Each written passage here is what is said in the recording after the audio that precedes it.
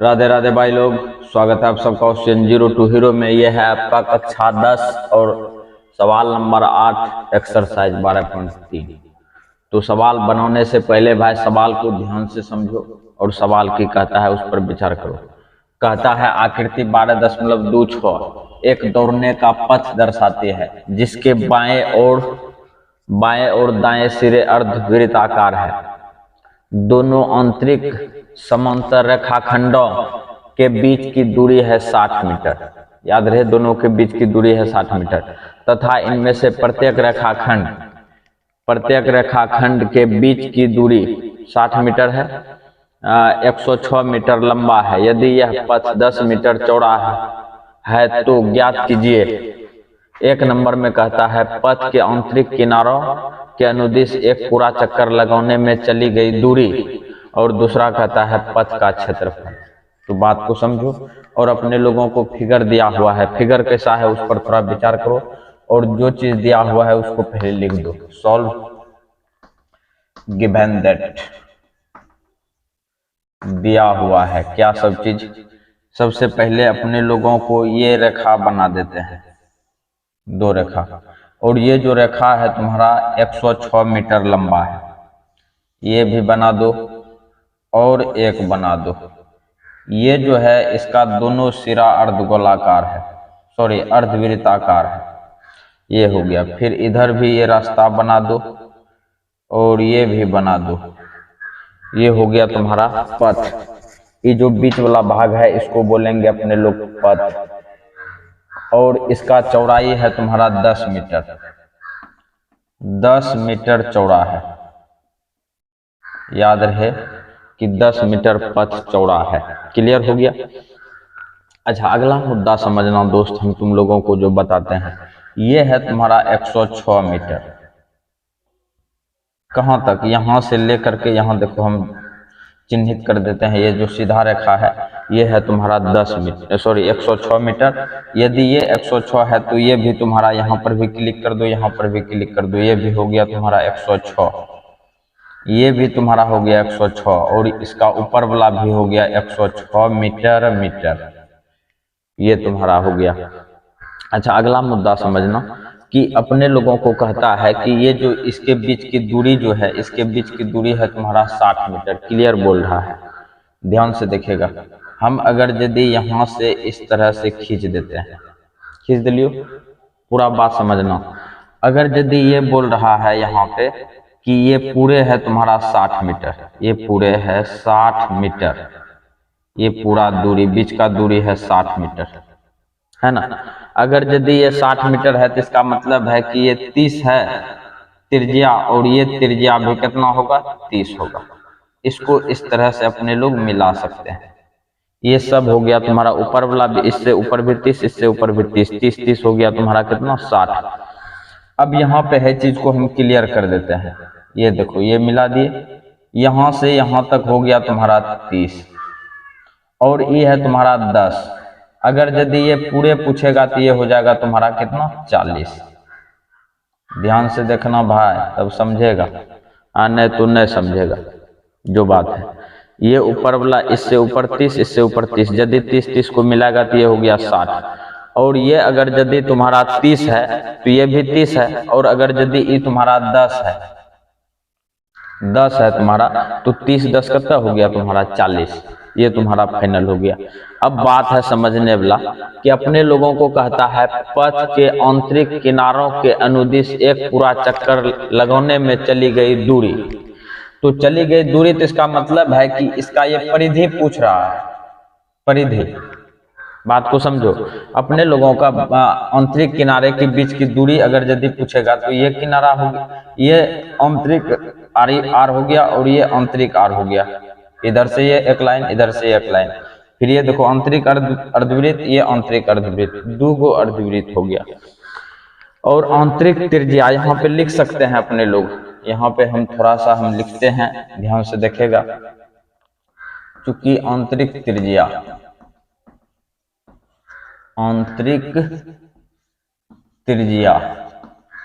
कितना हो गया तुम्हारा? आंतरिक त्रिज्या को R1 कर दो। R1 बराबर R1 बराबर, ध्यान देगा, आंतरिक त्रिज्या है 30, इधर भी 30, तो ये हो गया तुम्हारा 30 मीटर, फाइनल हो गया। अच्छा, बाहरी त्रिज्या देख लो, बाहरी त्रिज्या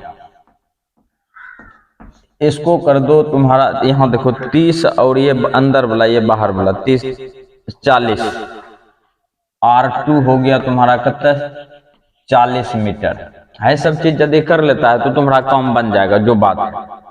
अब चलते हैं अपने लोग एक नंबर पे, एक नंबर पे चलेंगे, काम बनेगा, ध्यान देना। 9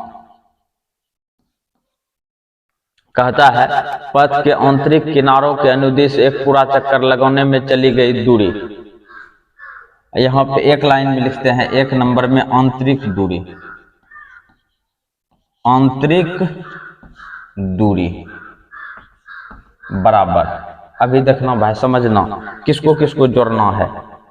ये रेखा को ले लो, ये रेखा हो गया तुम्हारा कितना, 106, लिख दो 106, फिर दे दो प्लस, आंतरिक दूरी यहां से यहां तक ले रहे हैं, फिर इस रेखा को ले लो, इसका भी मान है तुम्हारा 106, 106, ठीक है, प्लस, और बात समझना, इधर से एक अर्धवृत्त ले लो, ये घूम रहा है ना मेरा कलम, और यहां पर भी देखो घूम रहा है मेरा चौक, बुझ रहा है, कलम बोलो चौक बोलो एक ही बात है।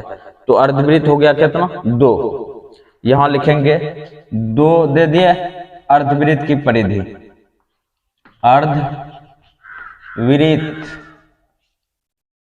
की परिधि,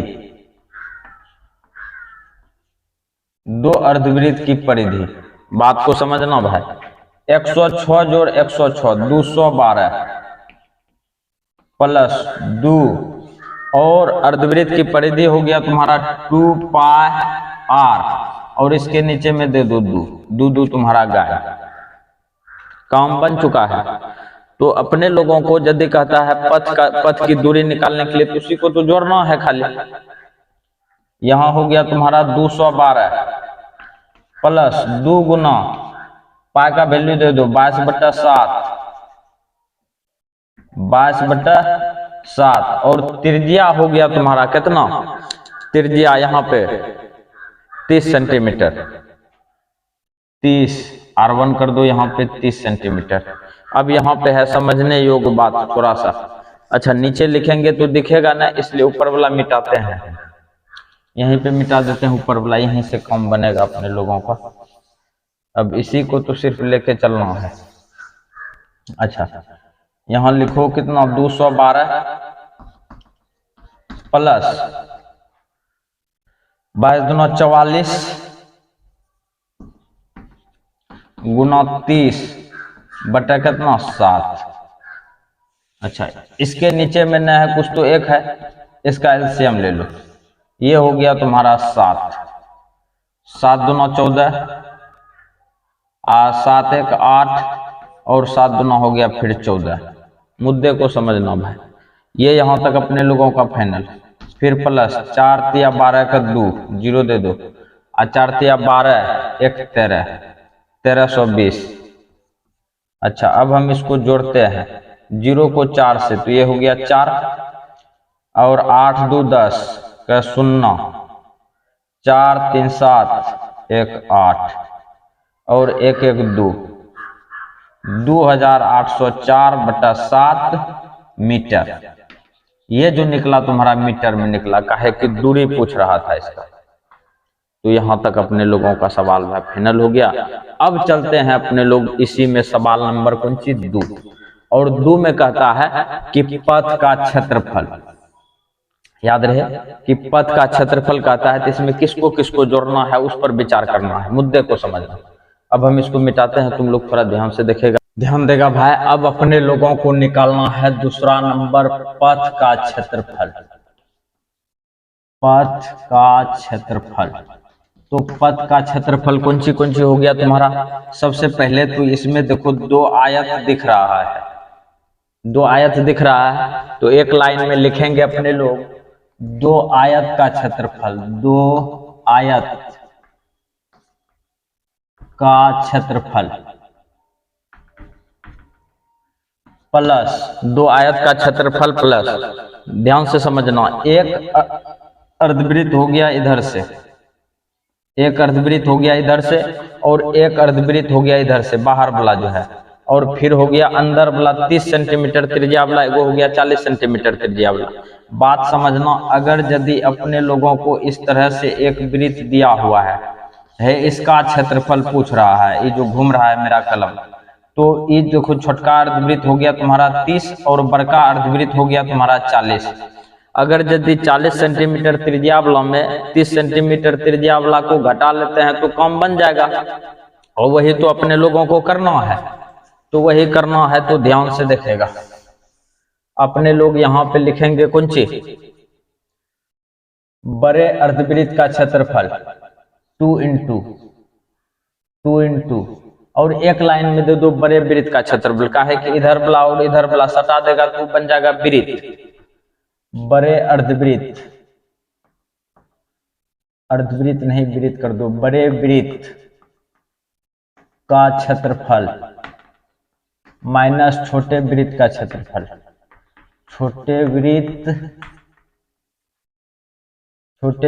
का क्षेत्रफल। अच्छा ध्यान से देखेगा,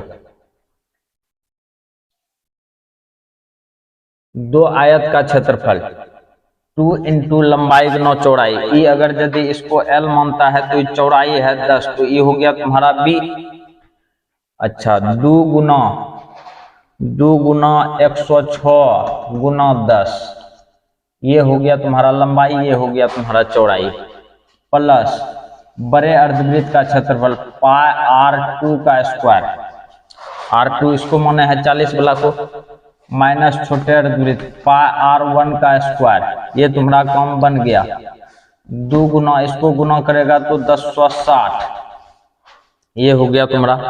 फिर प्लस इससे पाई को कॉमन ले लिया जाए, R1 का काम क्या कर रहा है 40 का स्क्वायर हो गया माइनस 30 का स्क्वायर हो गया, और ये काम बन चुका है तुम्हारा जो बात है।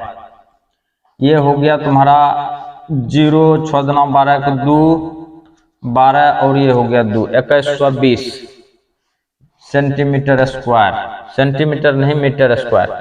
अब पाई का मान 22/7, इसको देखो 2 बार a square minus b square, 40 plus 30, और फिर लिख सकते हैं 40 minus 30, a square minus b square बराबर a plus b into a minus b. यहाँ देखेगा भाई 2120 प्लस 22/7 गुना, ये हो गया तुम्हारा 70, ये हो गया तुम्हारा 10, ये कटेगा 10 बार में, और यहाँ हो जाएगा तुम्हारा कितना 2120 प्लस 2200, और यदि दोनों को जोड़ दिया जाए तो कितना हो जाएगा, 0 को 0 से तो 0, पहला 0 पहला 0, 2 को 0 से तो 2, फिर ये हो गया तुम्हारा 2 प्लस 1, ये हो गया 3, और 2 2 4, 4320 मीटर स्क्वायर, और ये जो निकला तुम्हारा पूरे पथ का क्षेत्रफल निकल चुका है। तो सवाल को भाई ध्यान से उतारेगा जो बात है।